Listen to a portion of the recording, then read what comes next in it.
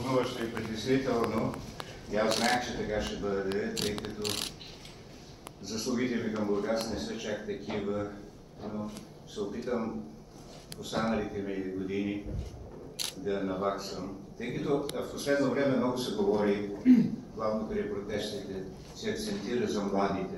Аз искам да акцентирам върху старите, тъй като ставам представител вече на старите, а ние старите ще живеем доста още.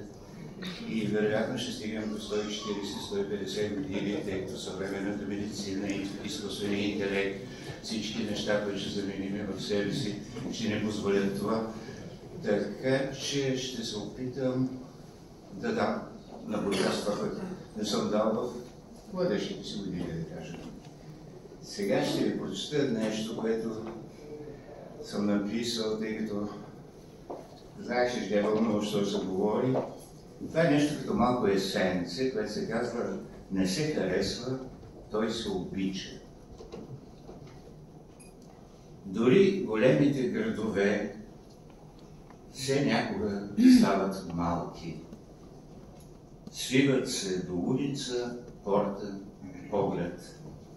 Понякога поглед няма. Пише нашата поетеса.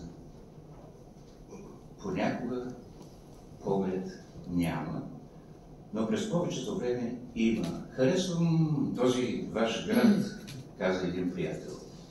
Има си хас и аз си го харесвам. Тук е започнал мой живот. Запълзял оцветен от дедата от погледи на българи, гърци, турци, евреи, ерменци, арменци и цигани. От големите буфери на гарата тръгва влака на моя живот.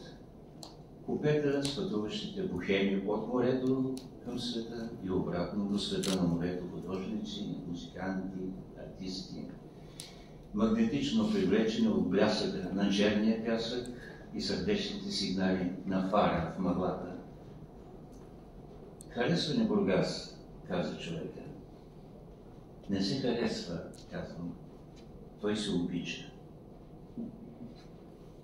И сега, участвайки в конкурса за лого на Бургас в предстоящите години, заедно с кмета, който каза "Не се оплаква, той работи", аз предлагам "Не се харесва, той се обича".